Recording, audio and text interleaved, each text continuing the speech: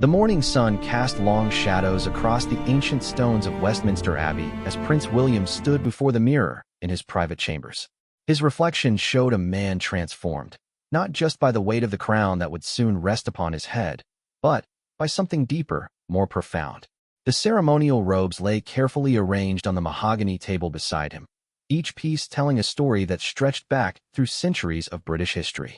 William's fingers traced the intricate embroidery on the robe of state, feeling the raised gold threads that had been painstakingly sewn by master craftsmen over the course of 2 years.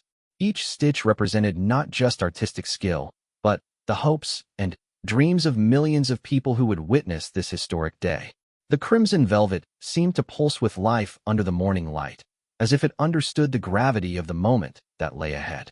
His mind wandered to the countless fittings he had endured over the past months.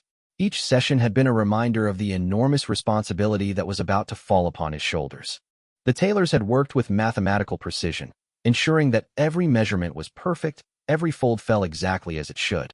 But beyond the technical aspects, there was something almost mystical about the process of preparing these garments that would transform him from prince to king. The knock on the door interrupted his thoughts. "Your Royal Highness, it's time," came the gentle voice of his longtime valet, Thomas. The man had served the royal family for over 3 decades, and his hands never trembled, even in moments of great significance. Today, however, William noticed the slightest quiver in his voice, a reminder that even those who had witnessed countless royal ceremonies understood that this day was different. As Thomas began the careful process of helping William into his coronation attire, the prince found himself thinking about his grandmother, Queen Elizabeth II. She had worn similar robes decades ago, when she was crowned as a young woman. The weight of tradition seemed to press down upon him, not as a burden, but as a connection to something eternal and unchanging in a world that seemed to shift constantly beneath everyone's feet. The first layer was the traditional white linen shirt, simple yet symbolic of purity and new beginnings. As the fabric settled against his skin, William felt a strange sense of calm wash over him. The nervousness that had plagued him for weeks seemed to dissolve, replaced by a quiet confidence that surprised him. Perhaps this was what his ancestors had felt in similar moments, this sense of stepping into something larger than oneself. Next came the crimson tunic, its rich color symbolic of courage and sacrifice. The fabric had been specially woven using techniques that dated back to medieval times, each thread dyed with natural pigments that would ensure the color remained vibrant for generations to come. As Thomas fastened the intricate buttons, each one crafted from precious metals and adorned with gems, William could feel the history of his lineage settling around him like a protective embrace. The ceremonial sword belt came next, its leather worn smooth by the hands of countless monarchs before him. The weight of it around his waist was substantial, a physical reminder of the duty to protect and serve that came with the crown. The sword itself, though largely ceremonial now, represented the ancient promise that a king makes to his people, to stand between them and any threat, to be their shield and their strength. But it was the robe of state that truly transformed him. As Thomas and 2 assistant dressers carefully lifted the massive garment and settled it onto William's shoulders, the prince felt something shift inside him. The robe was impossibly heavy, lined with ermine and trimmed with gold lace that caught the light with every movement. The train extended behind him for several feet, requiring careful navigation with every step. The craftsmanship was breathtaking. Every inch of the robe had been handworked by artisans who had dedicated their lives to preserving these ancient techniques. The embroidery depicted scenes from British history, battles won and lost, moments of triumph and tragedy, all woven together in golden thread that seemed to glow with its own inner light. Roses, thistles, and shamrocks intertwined along the borders, representing the union of England, Scotland, and Ireland under one crown. As William looked at himself in the full-length mirror, he barely recognized the man staring back at him.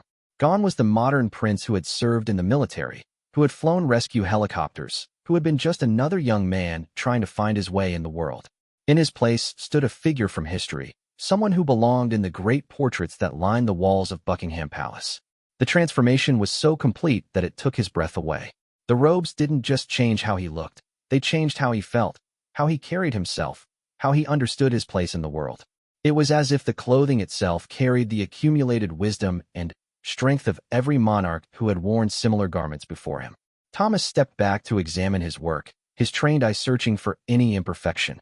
Finding none, he nodded with satisfaction. "You look every inch a king, Your Royal Highness," he said quietly, and William could hear the emotion in his voice that the older man was trying so hard to suppress. The prince turned slowly, feeling the weight and flow of the robes as they moved with him. Each step required careful thought and planning. This was not clothing designed for casual movement, but for moments of supreme formality and significance. Every gesture would be scrutinized by millions of people around the world, every fold and drape analyzed by historians and fashion experts alike. As he stood there, fully dressed in the regalia of kingship, William felt a connection to his father, King Charles, who had undergone his own coronation just years before. He thought of the conversations they had shared about this moment, the advice and wisdom that had been passed down through generations of royals who had faced similar transformations. The weight of the crown had not yet settled on his head, but he could already feel its presence, like a promise and a responsibility combined. The sound of bells began to ring across London, their deep, resonant tones carrying across the city and beyond. Soon, those bells would ring in celebration of a new monarch. But, for now, they seemed to be counting down the moments until his life would change forever. William closed his eyes and listened to their ancient song, feeling it resonate in his chest like a heartbeat. When he opened his eyes again, he caught sight of himself in the mirror once more. The man looking back at him was ready.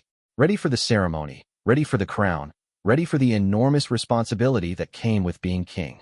The robes had done more than just dress him for the occasion. They had transformed him into the person he needed to become. The final touches came in the form of the ceremonial orders and medals that would adorn his chest. Each one represented a different aspect of his service and preparation for this role. The Order of the Garter, Britain's highest order of chivalry, caught the light as Thomas pinned it carefully to the robe. The star of the order seemed to pulse with significance, a reminder of the long line of knights and nobles who had worn similar honors. As the last medal was secured in place, William took a deep breath. The preparation was complete. Outside these private chambers, thousands of people were already gathered along the ceremonial route. Millions more were preparing to watch on television and online. The world was waiting for him to emerge as their king. But first, there was one more moment of privacy, one last chance to be simply William before becoming King William forever. He stood quietly, feeling the weight of history on his shoulders, literally and figuratively. The robes seemed to whisper stories of the past, while simultaneously pointing toward an uncertain but hopeful future. The ancient fabrics carried within their weave the dreams of countless people who had worked to create them, who had believed in the institution of monarchy, who had faith that this moment would come and that it would be everything it needed to be. As William stood there in his coronation regalia, he felt himself becoming the vessel for all of those hopes and dreams. Outside, he could hear the distant sound of crowds gathering, their voices carrying on the morning air like a promise of the celebration to come. Soon, he would walk down the aisle of Westminster Abbey, his train carried by pages, his every step watched by the world. But, for now, in this moment of perfect stillness, he was both the last prince and the first king, suspended between two worlds and ready to bridge them with grace and dignity. The golden carriage wheels rolled smoothly over the ancient cobblestones as Prince William made his way toward Westminster Abbey. Through the window, he could see thousands upon thousands of people lining the streets, their faces bright with excitement and anticipation. Many had camped overnight to secure the best viewing spots, wrapped in Union Jack flags and holding handmade signs expressing their love and support for their future king. The sight of so many people gathered in his honor was both humbling and overwhelming. William had attended countless public events throughout his life, but nothing had prepared him for this moment. The crowd seemed to stretch endlessly in every direction, a sea of faces all turned toward his carriage with expressions of joy, hope, and deep respect. Some were crying, others were cheering, and many were simply standing in silent awe of the historic moment they were witnessing. Inside the carriage, William sat carefully positioned to avoid wrinkling his elaborate coronation robes. The robe of state spread around him like liquid crimson and gold, its weight serving as a constant reminder of the significance of this journey. Every bump and turn of the carriage required careful attention to ensure that the ceremonial garments remained perfect for the ceremony that awaited him at the Abbey. As they passed through the heart of London, William found himself studying the faces in the crowd more closely. He saw elderly women with tears streaming down their cheeks, their hands pressed to their hearts in gestures of profound emotion. There were families with young children perched on their fathers' shoulders, getting their first glimpse of history in the making. Veterans stood at attention in their dress uniforms, saluting as the carriage passed, their faces reflecting the solemnity and honor of the occasion. The diversity of the crowd was remarkable. People of every age, background, and nationality had gathered to witness this moment. Some had traveled from across the Commonwealth, wearing traditional dress from their homelands alongside the Union Jack. Others were tourists who had found themselves unexpectedly present for one of the most significant events in modern British history. All were united in their recognition that they were witnessing something extraordinary. William's thoughts turned to his late mother, Princess Diana, and how proud she would have been to see this day.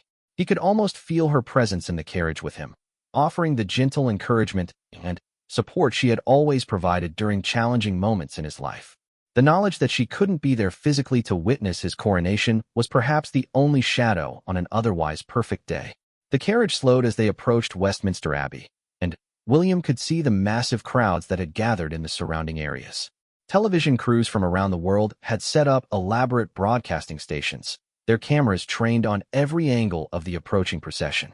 The commentary from various news outlets created a constant hum of excitement that seemed to vibrate through the air itself.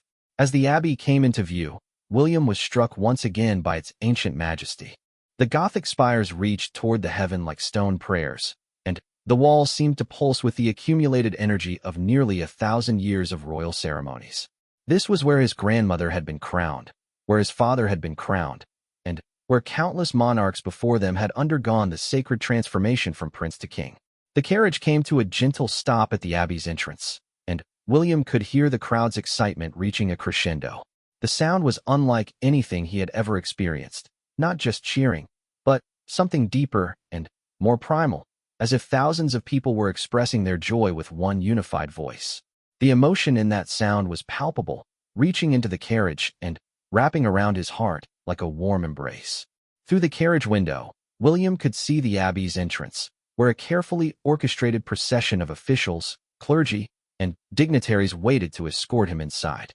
The Archbishop of Canterbury stood at the front of the group, his ceremonial vestments gleaming in the morning sunlight. Behind him, a carefully arranged line of nobles, government officials, and representatives from around the Commonwealth created a human pathway that would guide William toward his destiny.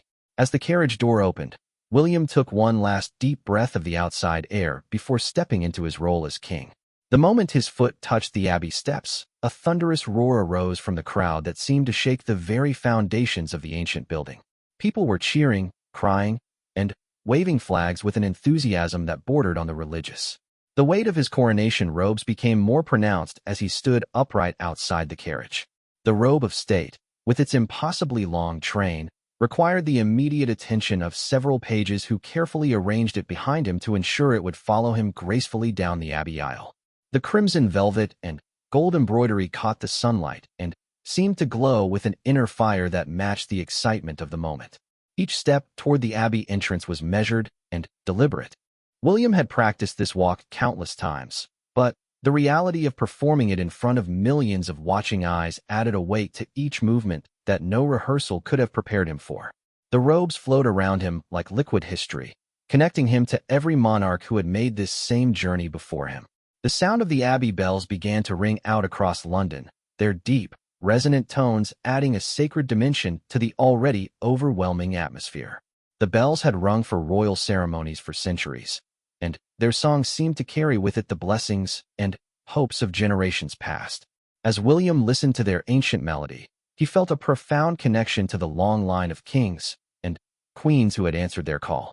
Inside the abbey, he could see the assembled congregation rising to their feet in anticipation of his entrance. The building was filled to capacity with representatives from every corner of the British Empire and beyond. World leaders, heads of state, and members of royal families from around the globe had gathered to witness this historic moment. The sight of so many distinguished guests, all united in recognition of the significance of this ceremony, was both intimidating and inspiring.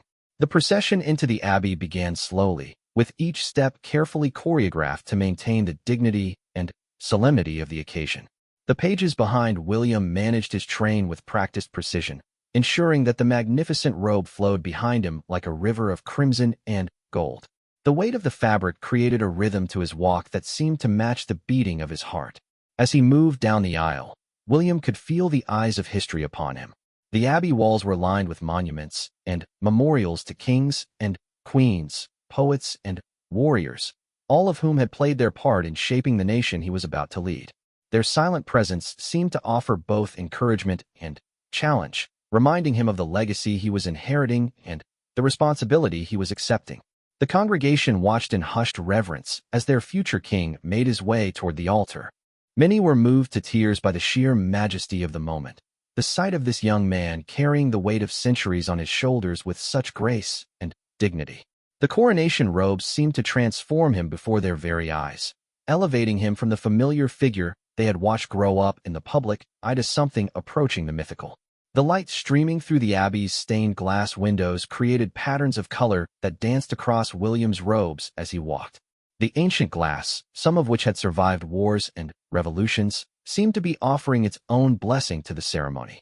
Each window told a story of faith, courage, and perseverance, themes that would define William's reign as much as they had defined the reigns of his predecessors. Halfway down the aisle, William caught sight of his wife Catherine, seated in the front row with their children. The love and pride in her eyes gave him strength for the journey ahead. She too was dressed in ceremonial attire, her own gown reflecting the gravity and joy of the occasion. Their children, dressed in their finest clothes, watched with wide eyes as their father walked toward his transformation from prince to king. The abbey's choir began to sing, their voices rising in harmonies that seemed to lift the very roof of the ancient building. The music was both joyful and sacred, perfectly capturing the dual nature of the ceremony as both a celebration and a solemn religious rite. The voices seemed to carry centuries of tradition while simultaneously heralding the beginning of a new era. As William approached the altar, the weight of his destiny became almost tangible. The coronation robes, which had felt heavy from the moment he put them on, now seemed to carry the accumulated hopes and dreams of millions of people. Every thread of embroidery, every precious stone, every fold of velvet represented the faith that his subjects had placed in him and in the institution he was about to embody. The final steps toward the altar felt both endless and instantaneous. Time seemed to slow down, allowing William to savor every detail of this moment that would define the rest of his life. The robes flowed around him like liquid destiny, carrying him forward toward a future that was both written in the stars and entirely uncharted. The moment Prince William reached the altar of Westminster Abbey, a profound silence fell over the congregation.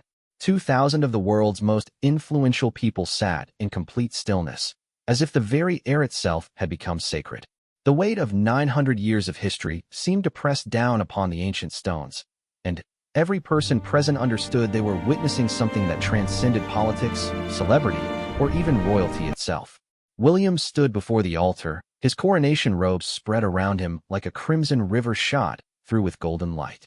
The robe of state, which had required months of painstaking work by master craftsmen, seemed to pulse with life in the soft illumination filtering through the abbey's stained glass windows. Every thread of embroidery told a story, every jewel embedded in the fabric reflected the light of centuries past and the promise of years to come. The Archbishop of Canterbury stepped forward, his own ceremonial vestments creating a striking contrast to William's royal regalia. The two men represented different but complementary forms of authority, one temporal, one spiritual, both rooted in traditions that stretched back to the earliest days of English civilization. The Archbishop's face reflected the solemnity of the moment while his eyes sparkled with the joy of participating in such a momentous occasion. As the ceremony began with ancient prayers and blessings, William found his mind wandering to the countless monarchs who had stood in this very spot before him. He could almost see their ghostly figures surrounding him. Henry VIII with his imposing presence, Elizabeth I with her fierce intelligence, Victoria with her unwavering sense of duty, and his own grandmother with her lifetime of dedicated service. Their collective wisdom seemed to flow through the ceremonial robes and into his very being. The first major moment came when William was asked to take the coronation oath, the same words that had been spoken by English monarchs for centuries. His voice, clear and strong, carried across the abbey and out to the millions watching around the world.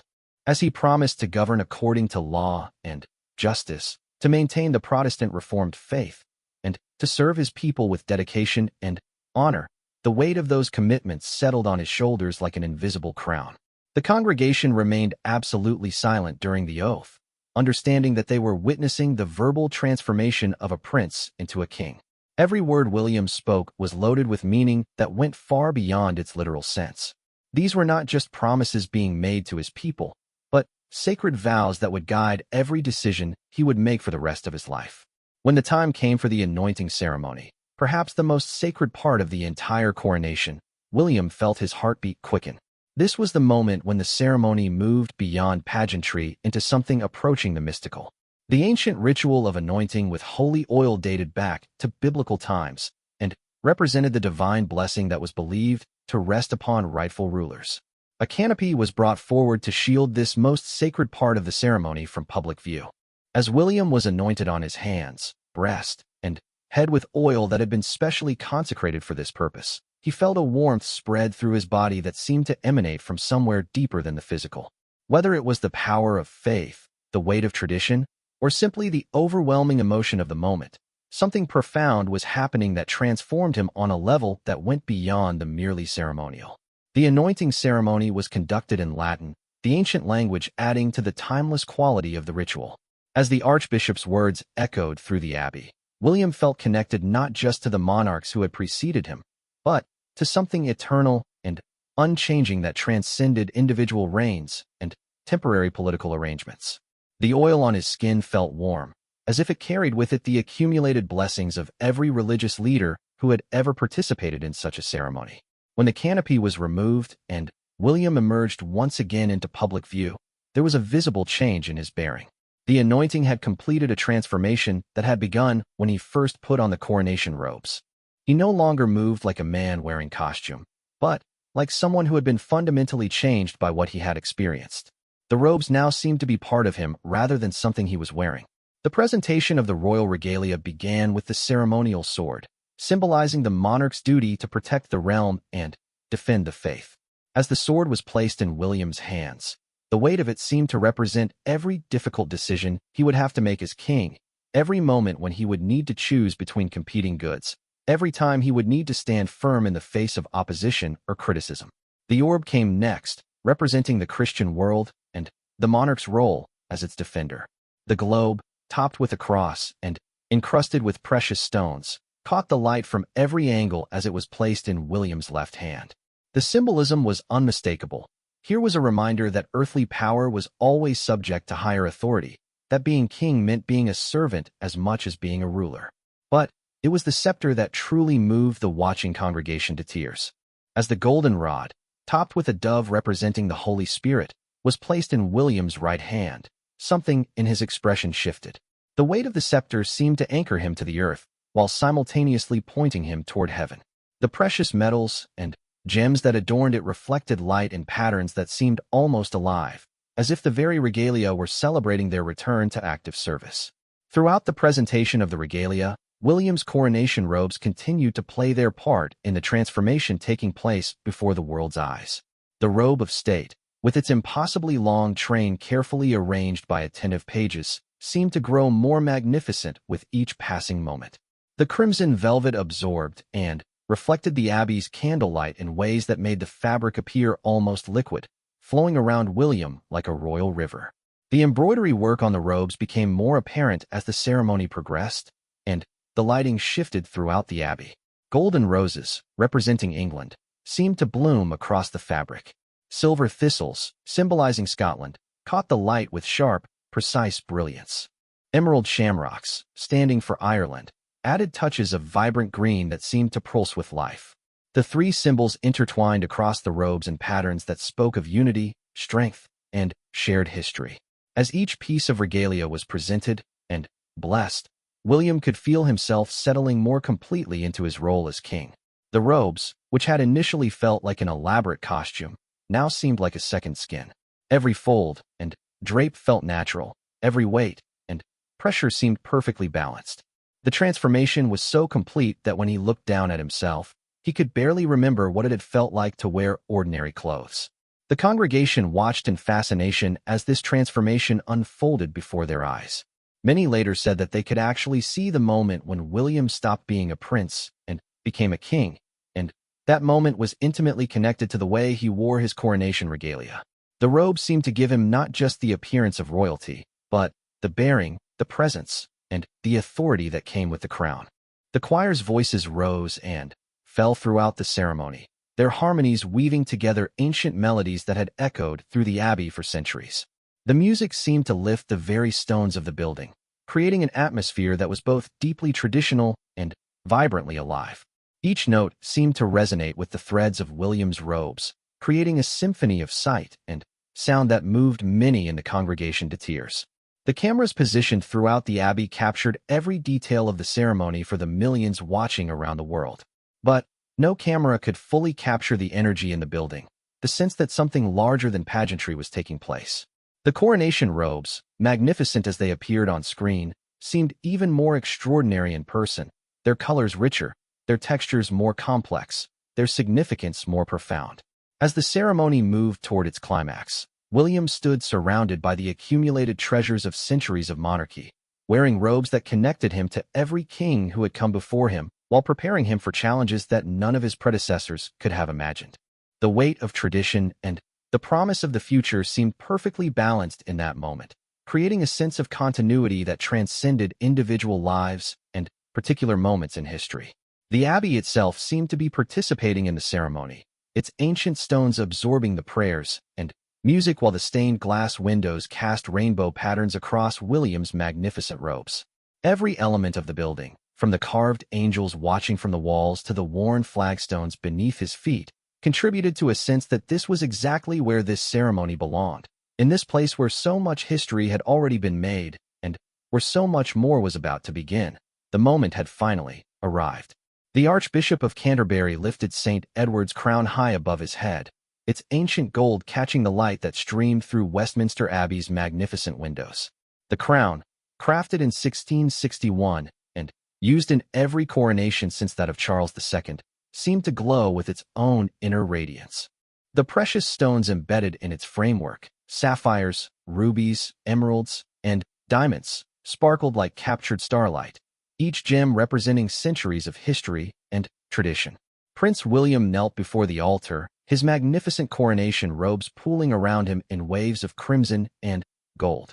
The robe of state, which had already transformed his appearance so dramatically, now seemed to be preparing him for this ultimate moment of transformation.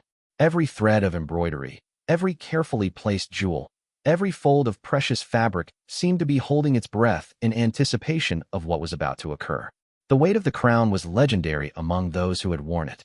William's grandmother, Queen Elizabeth II, had often spoken of how heavy it was, how it required perfect posture and careful movement to wear it with dignity. His father, King Charles, had described the moment when it first settled on his head as feeling like the concentrated weight of history pressing down upon him. Now it was William's turn to experience this sacred burden. As the Archbishop began to lower the crown toward William's head, a profound silence fell over the abbey. 2,000 people seemed to stop breathing simultaneously. The only sounds were the distant echo of church bells ringing across London and the soft rustle of William's robes as he remained perfectly still, preparing to receive the ultimate symbol of his authority and responsibility. The first contact of the crown with William's head sent a shock through his entire body. The metal was cold at first, but it quickly warmed to match his body temperature, as if it were coming alive. The weight was extraordinary, not just the physical weight of the gold and jewels, but something far more substantial. It felt as though the accumulated wisdom, responsibility, and authority of every monarch who had worn it before him was settling onto his shoulders. As the crown came to rest fully upon his head, William felt a transformation that went far deeper than anything he had experienced during the earlier parts of the ceremony. The coronation robes had changed his appearance and bearing, but the crown changed something fundamental about his identity. In that moment, he ceased to be Prince William and became King William, not just in name or ceremony, but in some essential way that he could feel in every fiber of his being. The congregation began to rise slowly, their movement creating a wave of rustling fabric and soft footsteps that seemed to acknowledge the transformation they had just witnessed. Many were crying openly now, moved by the profound nature of what they had just seen. The sight of their new king, crowned and robed in his magnificent regalia, was overwhelming in its beauty and significance. The archbishop stepped back, his part in this ancient ritual complete. For a moment, William remained kneeling, adjusting to the weight and feel of the crown while the reality of his new status settled into his consciousness. The crown fit perfectly, as if it had been waiting centuries for this particular head to rest upon. The way it balanced on his head felt natural, despite its substantial weight. When William finally rose to his feet, the effect was breathtaking. The combination of the crown and the coronation robes created a figure of such majesty that many in the congregation gasped audibly. He seemed to have grown taller, his bearing more regal, his presence more commanding. The nervous young man who had entered the abbey had been replaced by a figure who looked as though he had been born to wear a crown. The first cry of "God save the king" came from somewhere in the congregation, and it was immediately taken up by voices throughout the abbey. The sound built and swelled until it seemed as though the very stones of the building were singing in celebration. Outside, the crowds that had gathered in the streets took up the cry, and it spread across London like wildfire, reaching every corner of the city and beyond. As the cheers continued, William began his first walk as crowned king. Each step required careful attention, as the weight of the crown demanded perfect posture and measured movement. The coronation robes flowed behind him even more magnificently than before, as if they too had been transformed by the crowning ceremony. The train of his robe of state seemed to float across the abbey floor, carefully managed by pages who understood the sacred nature of their task.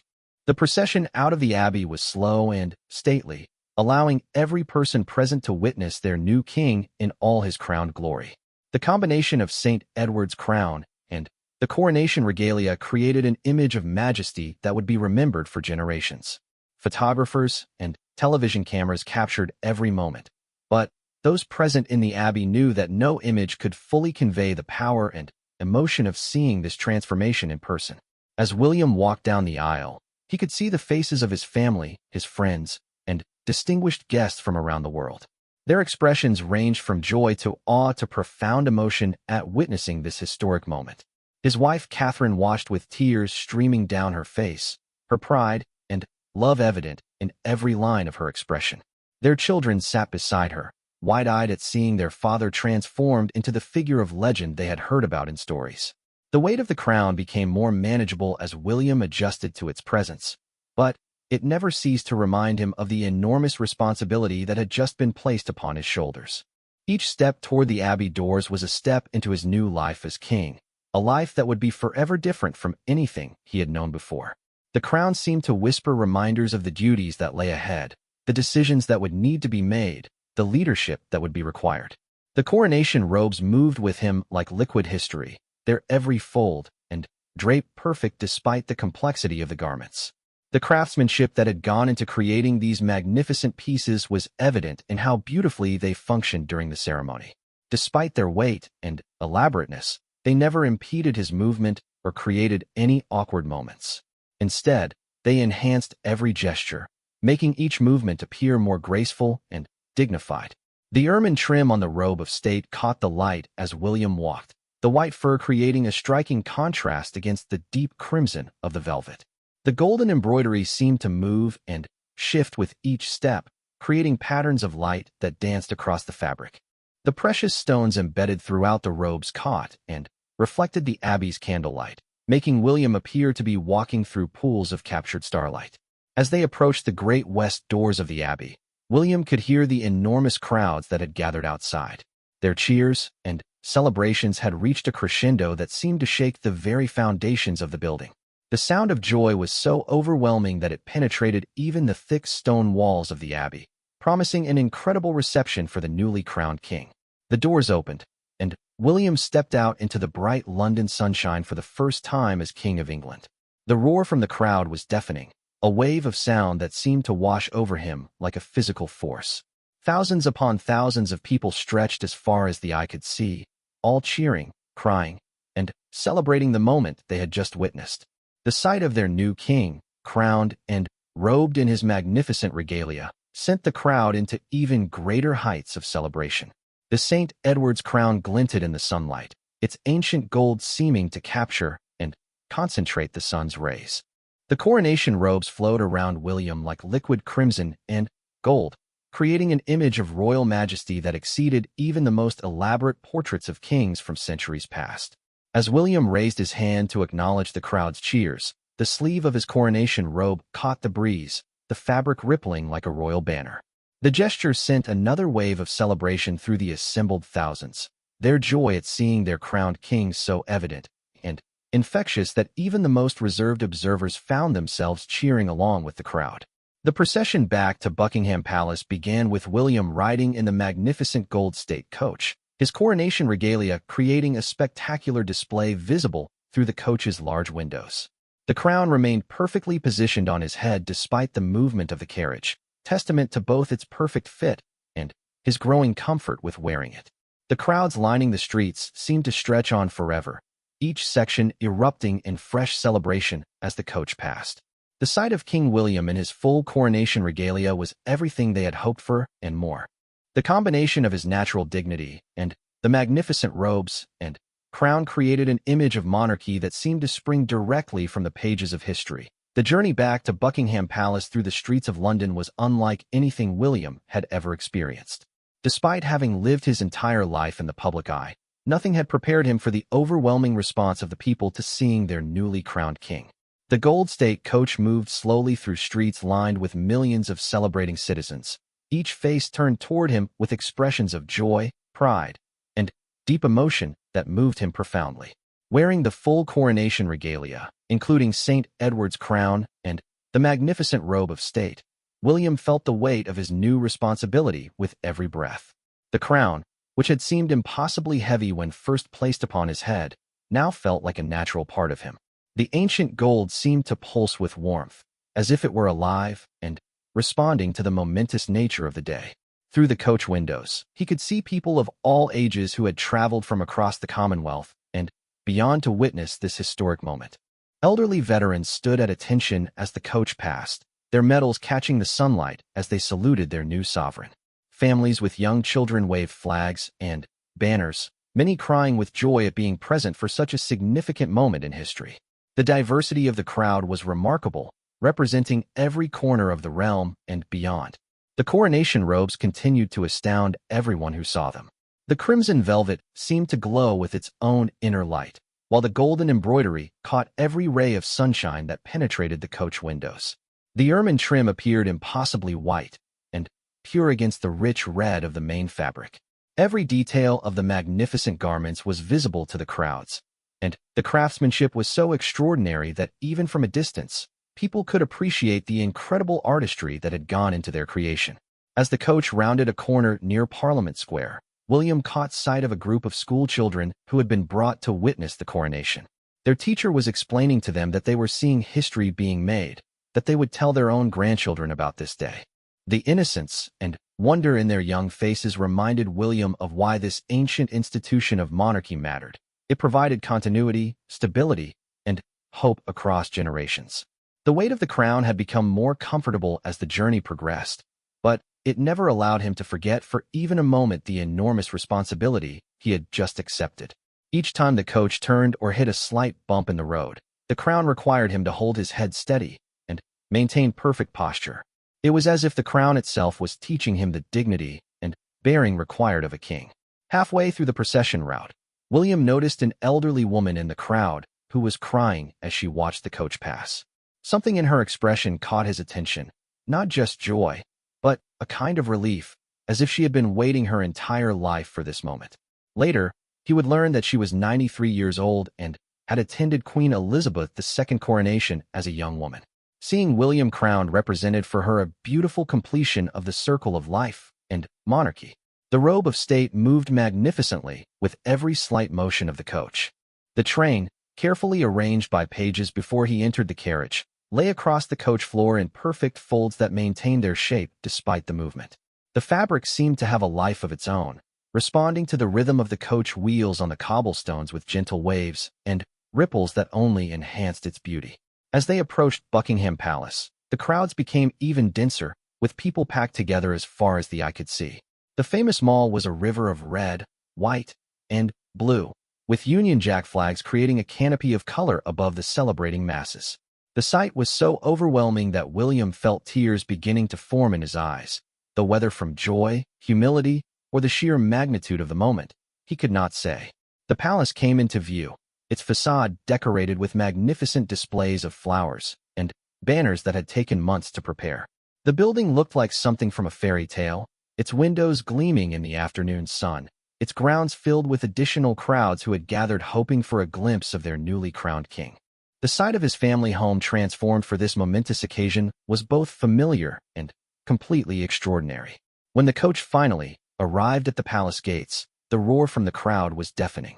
William could feel the sound as much as hear it, a physical wave of joy and celebration that seemed to shake the very foundations of the historic building.